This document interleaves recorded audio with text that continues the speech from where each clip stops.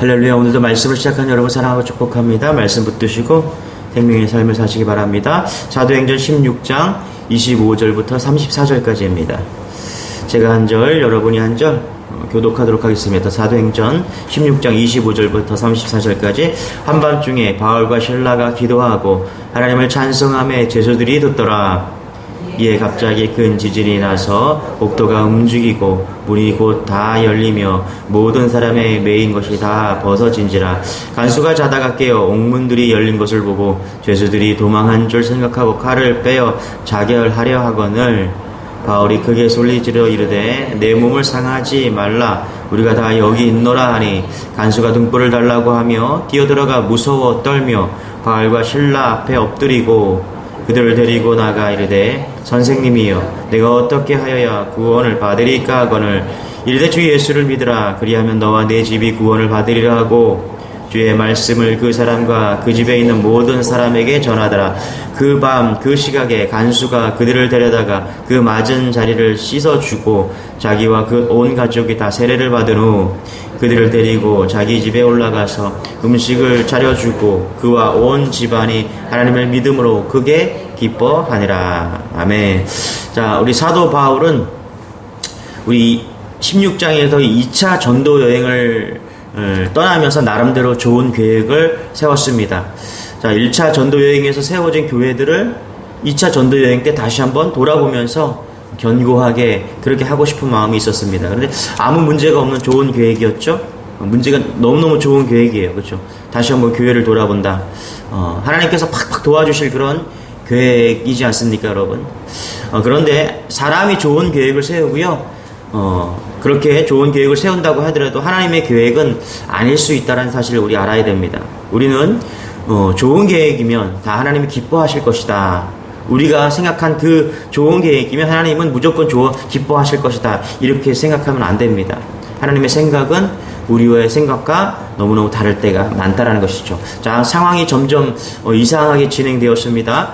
1차 전도 여행 때 고생도 많이 했습니다. 굶고 매맞고 어려운 일이 많이 있었지만 하나님이 이상하게 전도의 문이 계속 열어주셔서 전도를 나가면 문이 열리고 전도를 나가면 문이 열려서 사람들이 모여지기 시작했습니다. 그래서 1차 전도 여행할 때 하나님이 하셨구나 그렇게 고백했습니다.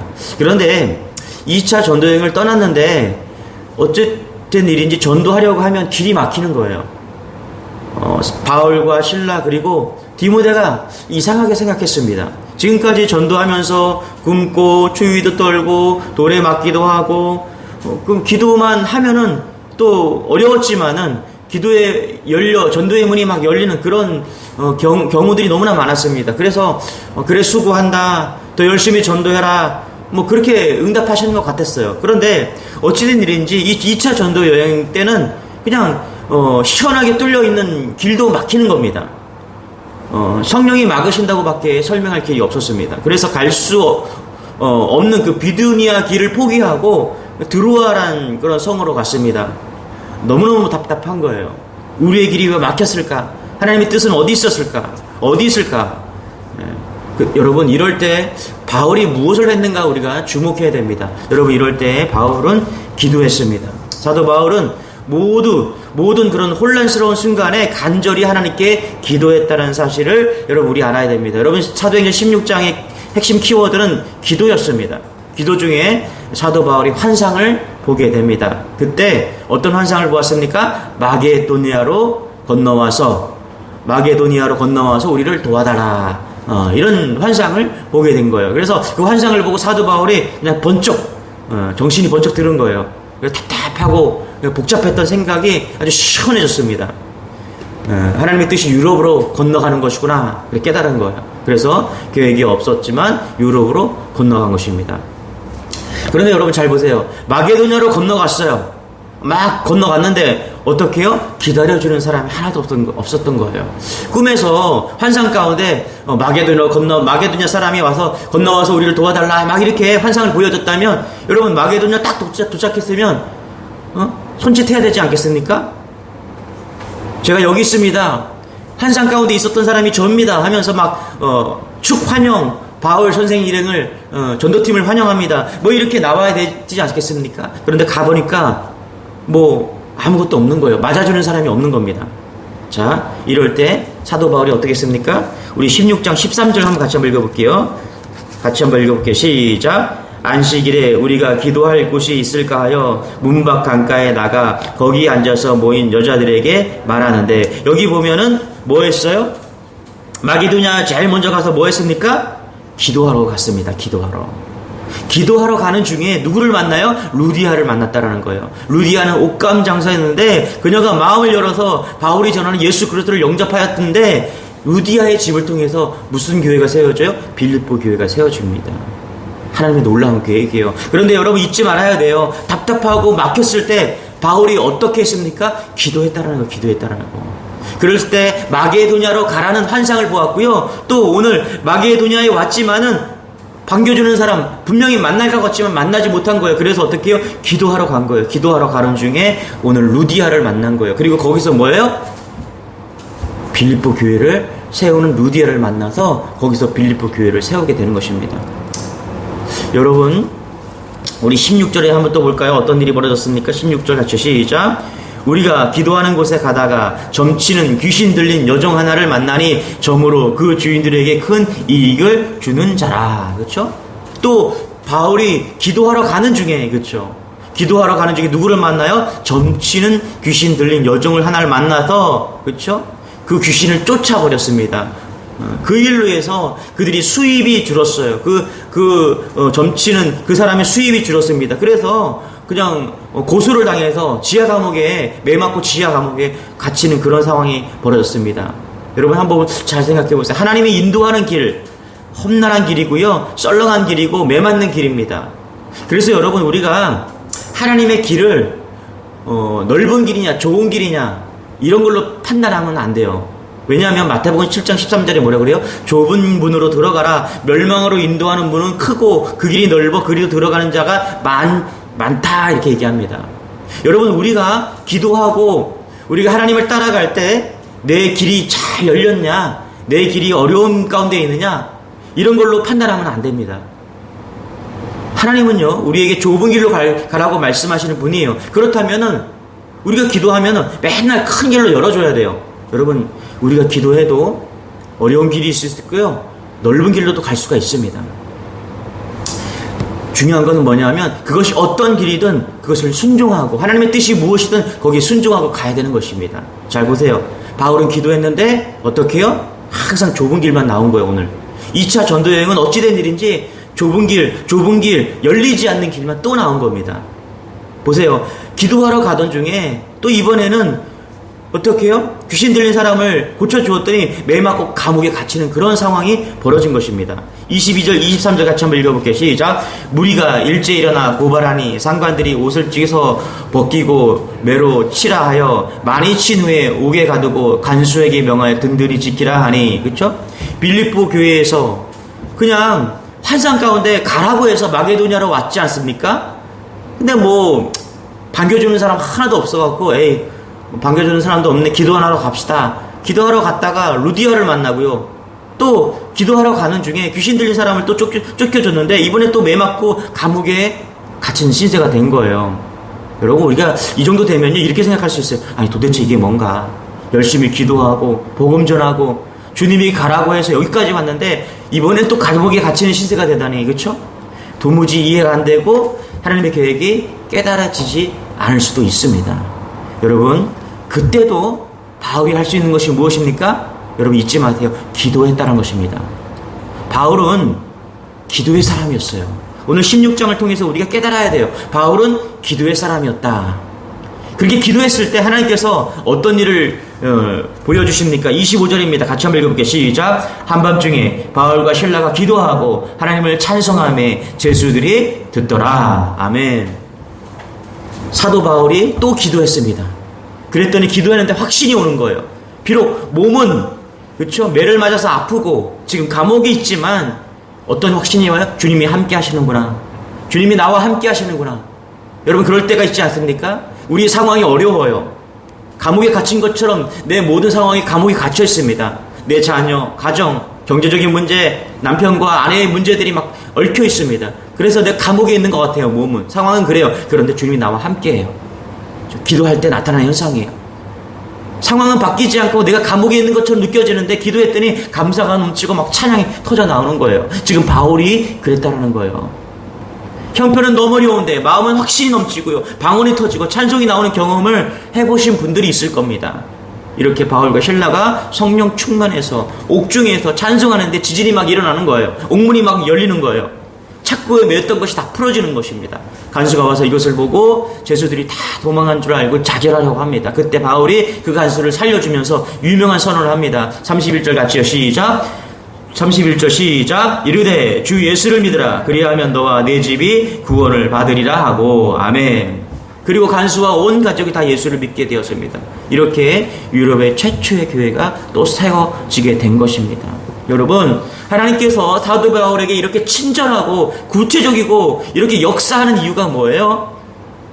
그가 기도했기 때문에 그래요. 바울은 용광로와 같은 기도를 한 사람입니다. 여러분 잊지 마세요. 감옥도 녹여버릴 만큼 아주 뜨거운 기도를 한 사람이 바울이라는 사실을 여러분 잊지 마세요. 저는 깜짝 놀랐어요. 바울이 어떤 사람이었는가? 저는 바울이 이렇게 기도에 뜨거웠던 사람인가를 오늘 16장을 통해서 전체를 보면서 깨닫게 된 거예요. 매를 맞고 감옥에 갇혀있는 상태였지만 거기서도 찬양할 수 있었던 것은 뭐냐면 그가 기도의 사람이었기 때문에 그렇다라는 거예요.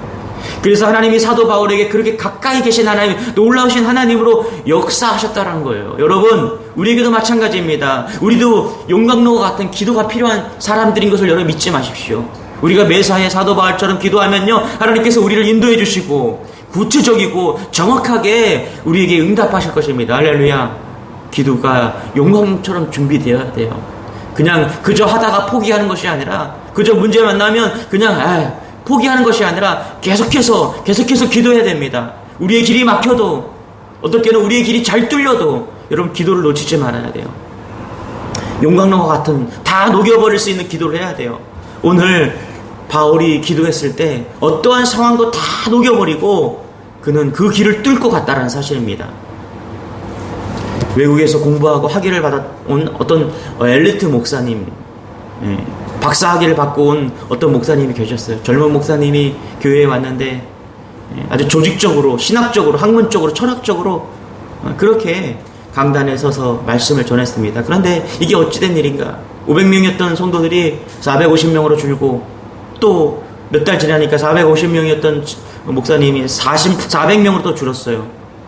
또 400명이었던 성도들이 이제 350명이 되었습니다. 눈에 확 보이게 500명에 350명이 줄은 거예요. 왜 이럴까? 내가 왜 이럴까? 도대체 문제가 뭘까? 그래서 20년 동안 한 자리에서 오랫동안 교회를 섬겼던 교회 사찰로 집사님으로 섬겼던 그 집사님에게 가서 집사님은 원로 목사님을 섬겨보셨기 때문에 잘 알지 않습니까? 원로 목사님과 제가 다른 점이 뭘까요? 한번 알려주세요. 저도 제가 뭐가 문제 있는지 도대체 알고 싶습니다. 그랬더니 이 사찰 집사님이 그러는 거예요. 머리를 벅벅 긁으면서 다 비슷해요. 그런데 한 가지만 다른 게 있어요. 뭐예요, 집사님? 그걸 얘기해 주세요. 그랬더니 집사님이 그러는 거예요. 지난 목사님과는 다른 거는 별로 없는 것 같은데 지난 목사님은 지난 목사님은 새벽 강단에 엎드려서 일어날 줄 몰랐다. 그런데 목사님은 강단에 앉자마자 그냥 무슨 팔랑개비 마냥 팔팔팔 바로 갔다라는 거예요. 뭐가 달랐어요? 모든 것을 녹일 수 있는 그런 기도가 있었다라는 거예요. 여러분, 목회에만 기도가 필요한 것이 아닙니다. 목사만 기도가 필요한 게 아니에요. 말씀을 전하는 사람만 기도가 필요한 게 아닙니다. 말씀을 받는 여러분도 기도가 필요함을 여러분 알아야 됩니다. 하나님 말씀은 똑같아도요, 성도들마다 역사가 다 달라요. 왜 다릅니까, 여러분? 똑같은 말씀이 전해져요. 똑같은 말씀을 들어요. 그런데 왜 다릅니까? 기도가 다르기 때문에 그래요. 기도의 용광로가 뜨거우면요, 모든 것을 녹여내는 그런 은혜가 있다라는 거예요. 그래서 여러분 말씀을 듣고 그 말씀을 붙잡고 기도하십시오. 그러면 그 기도를 통해서 하나님께서 어떻게 해요? 다 녹이는 은혜가 있다라는 거예요. 여러분 찬송가 가사 중에 기도하는 그 시간 그때가 가장 즐겁다 이렇게 찬양이 있습니다. 여러분 정말 기도하는 시간이 즐겁습니까? 실제로 기도하는 게 얼마나 어려운지 모릅니다. 그래서 여러분 기도할 때 다 인상 쓰잖아요. 그렇죠? 1시간 기도하는 게 얼마나 힘든지 모릅니다. 그런데 어째서 기도가 즐겁다고 할 수가 있습니까? 차이는 하나예요. 기도가 이렇게 힘든 것은 마음에 하나님께서 완전히 우리가 맡기지 않기 때문에 그래요. 우리가 기도할 때 하나님께 다 맡기고 나아가면요, 하나님께서 우리가 다 녹일 수 있는 그런 기도의 은혜를 우리에게 준다는 사실을 여러분 잊지 마십시오. 오늘 바울이 막혔어요. 자기가 소아시아로 가려고 했는데 막았어요. 마게도냐로 가라. 그렇죠? 갔는데 또 막혔어요. 환영해주고 막 그럴 줄 알았는데 아무것도 없어요. 그래서 또 기도하러 갔습니다. 그럴 때 어떻게 해요? 루디아를 만나는 거예요. 빌립보 교회를 세웠습니다. 또 기도하러 갔습니다. 그런 중에 또 누구를 만나요? 귀신 들린 사람을 또 만나서 고쳐줍니다. 또 매 맞았어요. 또 막혔어요. 어떻게 해요? 또 뭐 했습니까? 또 기도했다는 사실입니다. 여러분, 바울과 이 전도팀은 기도의 뜨거운 용광로 같은 그런 기도를 가지고 있던 사람들입니다. 그럴 때 하나님께서 막힌 것도 풀어주시고, 또 막히면 또 풀어주시고, 또 막히면 또 풀어주시고, 기도로 승리하는 여러분 되시길 바랍니다. 할렐루야. 기도로 다 뚫으십시오. 못 뚫을 게 없습니다. 반드시 응답하시고 기도 가운데 역사하시는 그 하나님을 믿고 여러분 기도로 승리하는 여러분 되시길 축원합니다. 기도하겠습니다. 하나님 감사합니다.